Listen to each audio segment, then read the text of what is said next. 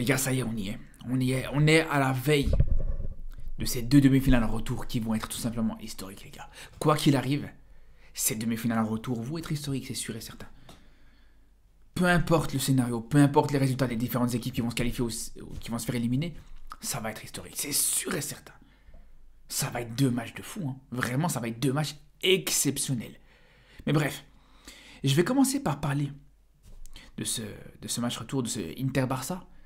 Et je vous dire, il y a une chose qui me dérange, les gars. Depuis le match aller, il y a une chose qui me dérange énormément quand j'entends beaucoup de supporters du Barça. J'ai l'impression que, à les entendre parler, que le Barça a gagné le match aller. Que le Barça, même pour certains, est déjà qualifié presque à les entendre. Mais non seulement t'as pas gagné ce match aller, mais surtout, t'as été très mauvais. Défensivement, t'as été catastrophique sur ce match aller. Donc de là à dire que tu peux te permettre d'être rassuré par rapport à ce que tu as vu sur le match aller, loin de là, les gars. J'ai envie de dire vraiment, moi, loin, très très très loin de là. Il y a eu bien sûr des très belles choses, et j'en ai parlé dans mon débrief. Le match stratosphérique de Yamal, le très bon match de Ferran Torres, encore une fois, qui répond présent, Rafinha qui est de retour après plusieurs matchs décevants. Bref, c'est sûr et certain, les gars, que voilà, on a vu des belles choses, il n'y a pas de problème là-dessus. Mais quand tu t'as vu à quel point tu as été aussi fébrile défensivement, à quel point tu es passé pas loin de la mort, hein, les gars, faut le dire. Hein. Faut le dire, quand tu t'es fait mener 2-0 en début de match, sur ce match aller. Vraiment, les gars, je vous dis la vérité. Hein. À ce moment-là, j'avais déjà enterré tout espoir de qualification. Et pour ceux qui suivaient ce match avec moi en live, vous avez bien vu, et je vous l'avais dit, les gars, je vous dis, c'est fini, c'est mort. Et j'y croyais plus. À 2-0, j'y croyais plus, les frères, je vous le dis. Même à 1-0, je disais que voilà, si on se prend un deuxième but, c'est mort, c'est terminé. Et d'ailleurs, je profite pour dire, on sera aussi en live, bien sûr, les gars, pour ces deux rencontres, ces deux matchs retour. Donc on sera ensemble pour ces deux moments historiques, hein, tout simplement. Mais sinon, en termes de confiance, je vais pas vous mentir que la confiance, elle a beaucoup diminué. Je vais pas vous mentir, les gars. Elle a beaucoup diminué entre ce match aller et ce match retour, pas forcément que en termes de résultats, que par rapport aux résultats, que par rapport au match que tu as pu voir à l'aller, mais surtout par rapport au contexte, parce qu'il y a plusieurs éléments qui sont un petit peu problématiques pour le Barça. À commencer par ce qu'on a vu ce week-end, les gars, avec ce Barça Valladolid.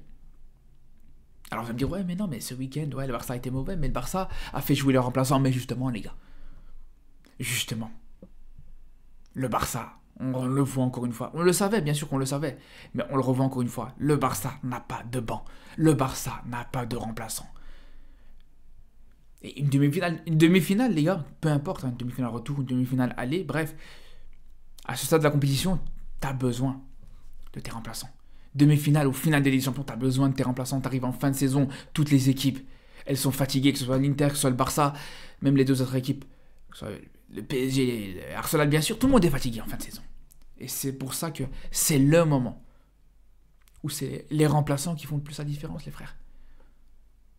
Donc ça, c'est un problème quand non seulement, voilà, tu sais que physiquement, ça commence à devenir compliqué, mais surtout, les gars, bien sûr, que tu as plusieurs joueurs titulaires qui sont blessés. Plusieurs joueurs titulaires qui sont absents. Et à commencer par tes deux latéraux. Aborder une demi-finale retour contre l'Inter avec tes deux latéraux qui sont absents. C'est sûr que c'est compliqué, les gars. Vraiment, c'est sûr que c'est même très, très, très compliqué. Parce qu'encore une fois, les gars, je reviens à ce que je disais. L'absence de banc, l'absence de remplaçant, c'est ce qui va poser problème, les gars.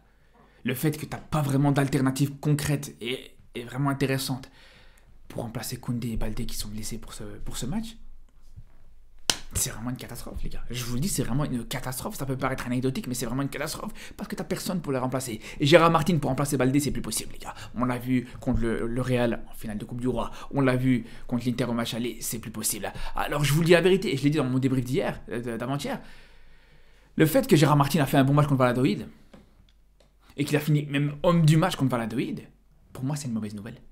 C'est une mauvaise nouvelle, les gars. Parce que là, maintenant, dans la tête de certains supporters, dans la tête surtout de Hansi Flick, le mec, il va se dire, ouais, c'est bon, Gérard Martin, il peut tenir la route contre l'Inter, voilà, il a fait un bon match contre Valladolid. Sauf que là, pour ce qui est de Valladolid, on parle de la dernière équipe de Liga, on parle de la pire équipe espagnole de cette saison, les frères.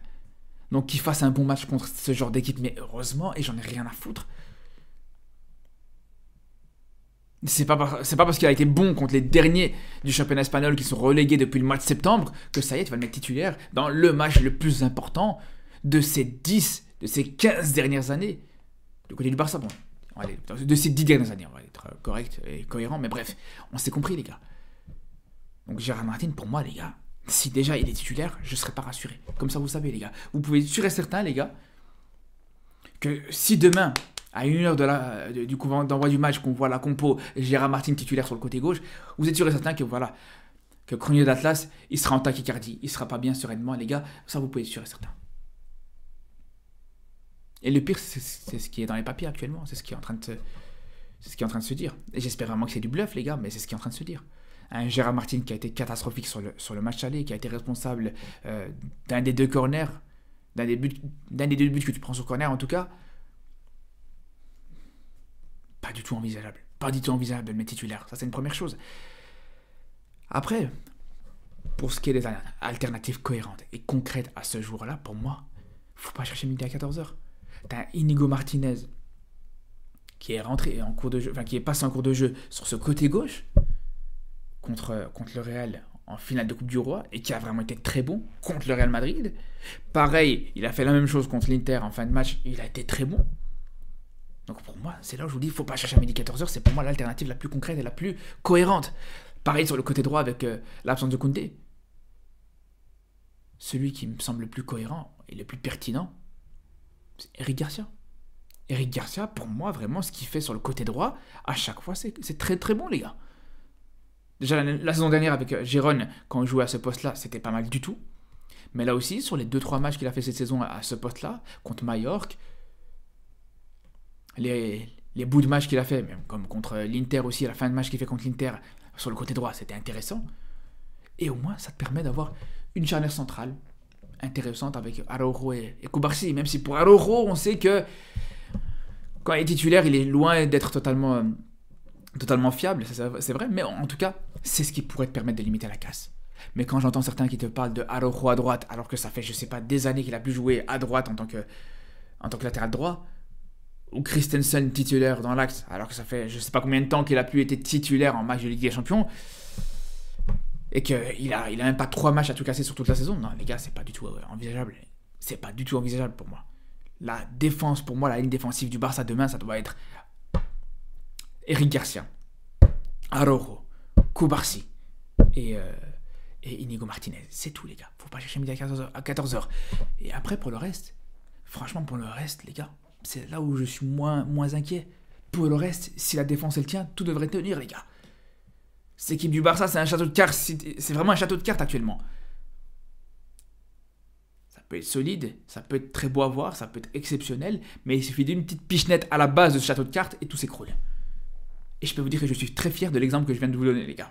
Je sais pas d'où je l'ai sorti, mais je suis très fier parce que c'est la meilleure chose qu'on pourrait représenter par rapport au Barça. Ouais, comme je vous dis, pour le reste, voilà, on sait que ça va être exceptionnel. Si ça tient derrière, si ça tient sur cette base défensive, le reste, voilà, ça va être du génie, de la magie, du spectacle, comme contre l'Inter, encore une fois, les gars. Tu peux être sûr et certain que tu auras un bon Yamal, un Rafinha intéressant, un Fermín Lopez qui peut être même un peu plus efficace que d'habitude avec ce but qu'il a mis contre Valladolid, qui peut lui faire un petit déclic mental sur ce manque de finition qu'il avait depuis plusieurs semaines, voire plusieurs mois. Un Ferran Torres qui est en feu, qui pour moi vraiment est passé devant Lewandowski dans la hiérarchie, et c'est clair et net. Pour ce qui est de devant, les gars, je vous dis, c'est pas du tout ce qui m'inquiète. Bref, on verra ça demain, bien sûr. Après, pour ce qui est de ce PSG Arsenal, là, pour le coup, vraiment, c'est très difficile de se prononcer. C'est vraiment très, très difficile de se prononcer par rapport à un favori de ces matchs-là. Après, bien sûr, voilà, tout ça pour dire que même si je suis moins serein qu'avant le match aller, même si, voilà, il y a une grosse incertitude, il y a une grosse inquiétude aussi, malgré ça, bien sûr que j'y crois toujours à cette qualification. Et heureusement, j'ai envie de vous dire, les frères, je vous dis la vérité, je vous dis, cette équipe de l'Inter, elle me fait absolument pas peur. Moi, ce qui me fait peur, les gars, c'est le Barça lui-même. C'est les Gérard Martin, c'est les Araujo, c'est cette défense que tu peux avoir, tout simplement, les gars. Et je vous dis, l'Inter ne me fait absolument pas peur. Comme ça, vous savez. Après, pour ce qui est de ce PSG Arsenal, là aussi, vraiment, je pense que Pour ce match retour, c'est vraiment une très très grosse incertitude. C'est même encore plus le cas que pour ce Inter-Barça. Parce que pour moi, vraiment, là, encore une fois, plus que sur le match aller, ça peut clairement se jouer sur du 50-50. Tout comme, voilà, on l'a pu le voir justement. Sur cette première manche, à l'Emirates, les deux équipes ont été intéressantes, les gars. Pour moi, c'était un match plus équilibré que ce qu'on pourrait penser. Parce que c'est vrai qu'il y a eu une grosse domination d'Arsenal dans la première demi-heure, du PSG plutôt dans la première demi-heure, dans les 20 premières minutes peut-être. Une grosse domination du PSG sur la fin de match aussi, où le PSG était dans la gestion totale et le PSG ne faisait plus inquiéter par cette équipe d'Arsenal. Mais ça n'empêche pas que les Gunners ont eu aussi des très très gros temps forts. La fin de la première mi-temps, tout le début de la deuxième mi-temps, c'était en faveur d'Arsenal. Alors, je vous dis, dans l'inconscient collectif, ça peut sembler paradoxal ce que je veux dire, parce qu'il y en a beaucoup. Voilà, à partir du moment où le PSG a bien commencé le match et a bien terminé le match, pour eux, le PSG a totalement dominé ce match. Alors que non, justement, sur le milieu du match, Arsenal a vraiment été très bon. Il y a eu le but refusé, il y a eu les grosses occasions de Merino, de Trossard, de Martinelli. Et globalement, même, j'ai même envie de vous dire, qu'en termes d'occasions nettes, en termes d'expected goals, en termes de situation de but, Arsenal était même au-dessus sur ce match aller, les gars.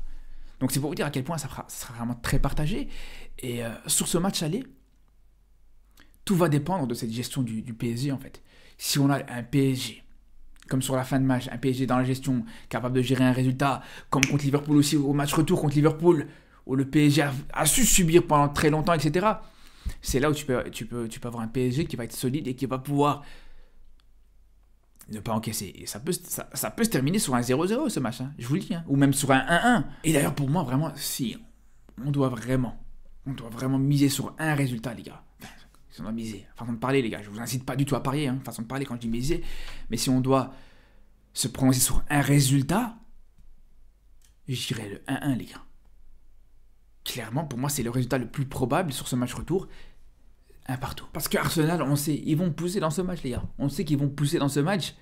Et qui peuvent être dangereux sur plusieurs aspects. Et on l'a vu encore une fois sur le match aller, sur les coups de pied arrêtés offensifs, où ils ont marqué comme ça, même si le but a été refusé pour pas grand-chose, pour plus ou moins pas grand-chose, on va dire.